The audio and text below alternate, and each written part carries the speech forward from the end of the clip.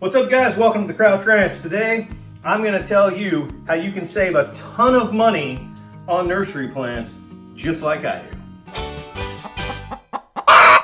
Let's talk about 3 things that you can do to save a ton of money on nursery plants. And if you stick around for my bonus tip at the end, I'm going to tell you how you can actually potentially make some money. Also, remember, saving money is making money, but making money is making money.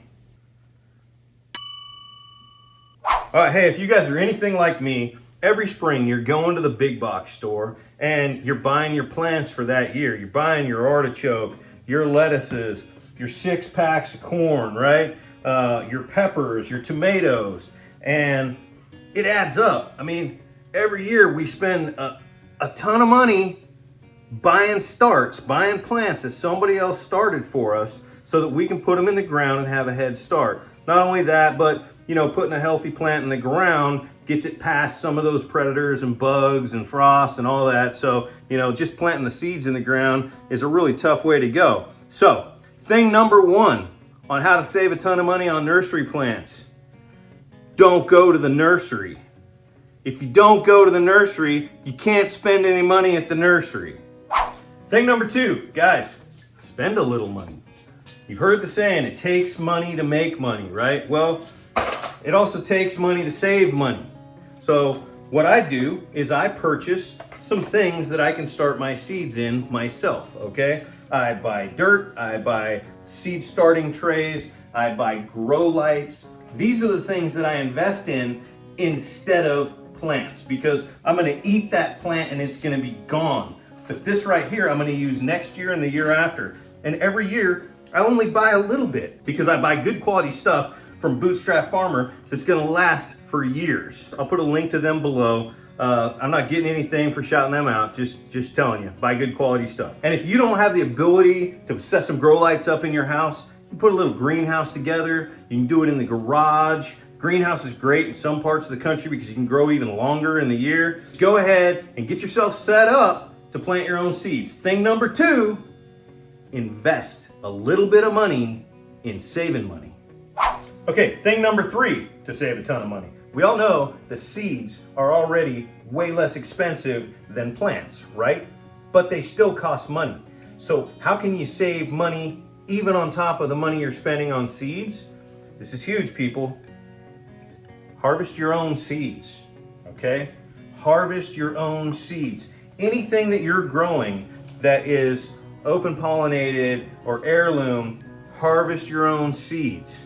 Now, all of these pepper plants right here, all of these pepper plants, all of these pepper plants, all of these pepper plants, all of these, I have 100 pepper plants here that all came from seeds that I harvested from my pepper plants last year. Tomatoes, broccoli, corn. I've got all kinds of stuff that I've harvested my own. Onions that I've harvested, the Colorado Star artichoke, which by the way is an amazing artichoke. If you're not growing Colorado Star, you need to. Harvest your own seeds and save a ton of money on nursery plants. Now, I haven't forgotten, guys, that I told you I'm going to give you a bonus tip at the end of this video on how you can actually make money aside from just saving money. We're going to get to that. But first, let's talk a little bit about the numbers. When I say save a ton of money, how much am I really talking about? How much have I saved this year alone by growing my own nursery plants? Well, we'll break it down for you. These pepper plants right here are beautiful specimens, right? If you were to buy that pepper plant from a big box store, now this is one of the ones that I topped, so it looks really cool there. Here's one that I didn't top. If you were gonna buy this from a big box store, that's easily for a cayenne pepper, that's probably a $6 plant, $5 plant, all right? Now, but check this out. What have I got right here? This is beautiful. What is this? Oh, Trinidad Butch Tea Scorpion. You're not getting this at the big box store. You can't even get this at the big box store.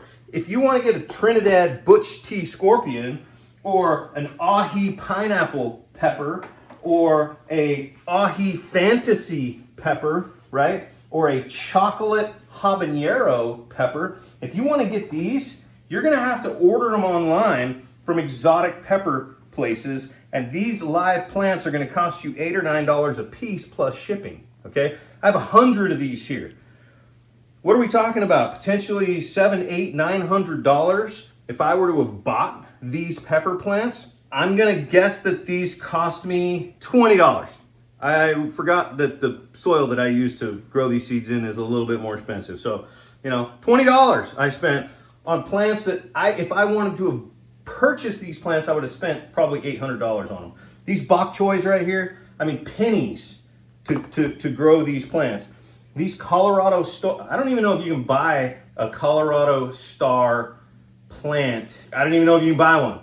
You can buy the green globes and stuff like that. But, you know, if you were gonna buy this, you'd buy it from somebody who's a specialty grower and you'd pay $10 for it. So, I have invested a total this year of about $250 in my soil, in what seeds I did purchase, in buying some additional trays, and I have grown just what's sitting here in front of me, and this is just the beginning of the season. I haven't even started all my mid-season and late season stuff. I haven't started any tomatoes, I haven't started any zucchini, I haven't started any butternut. That's all gonna be starting in the next week or two. With what's right here, I'll bet you I have $1,200 worth of plants at the big box store, and I've spent $250.